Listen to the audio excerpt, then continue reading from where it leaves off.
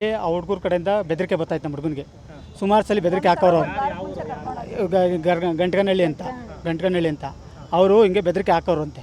ಅವನು ಮಕ್ಕ ಯಾವಾಗಲೂ ಹೃದಯ ಇರ್ತಿದ್ದ. ನಾನು ಯಾಕಪ್ಪ ಏನಪ್ಪ ಅಂತ, ಏನಿಲ್ಲ ಬಿಡಪ್ಪ ಅಂತ. ನಾನು ಯಾಕಪ್ಪ ಏನು ಹೇಳು ಅಂತ ಹೇಳ್ತಿರ್ಲಿಲ್ಲ. ನಾನು ಫೋನಾಗಿ ಕೇಳಿಸ್ಕೊಂಡಿದ್ದೆ ಈ ಥರ ಬೆದರಿಕೆ ಹಾಕೋದು. ನೀನು ಇದೇ ಥರ ಮಾಡಿದ್ರೆ ನಿನ್ನ ಉಳಿಸಲ್ಲ, ನೀನು ಸಾಯಿಸಾಕ್ಬಿಡ್ತೀನಿ ನಾನು, ನೀನು ಬಿಡಲ್ಲ ನಾನು ಅಂತ ಬೆದರಿಕೆ ಹಾಕೋರು. ಆ ಹುಡುಗರು ಸುಮಾರು ಸಲ ಆ ಥರ ಹಾಕವ್ರೆ.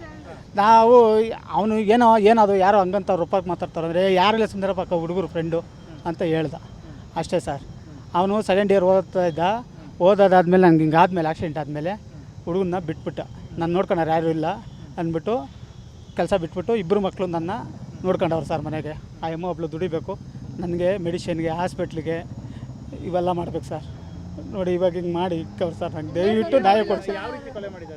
ನೋಡಿಲ್ಲ ಸರ್, ನಾವು ಇನ್ನೂ ಬಾಡಿ ಏನು ಅಂತ ನೋಡಿಲ್ಲ ಸರ್. ಬೆಳಗ್ಗೆ ಬಂದವ್ರು ಇಲ್ಲೇ ಕುಂತಿದ್ದೀವಿ ಸರ್. ಕಂಪ್ಲೇಂಟ್ ಕೊಡಿ ಅಂತ ಹೇಳಿದ್ರು, ಕಂಪ್ಲೇಂಟ್ ಕೊಡೋಣ ಅಂತ ಬಂದಿದೆ ಸರ್ ಅಷ್ಟೇ ಸರ್.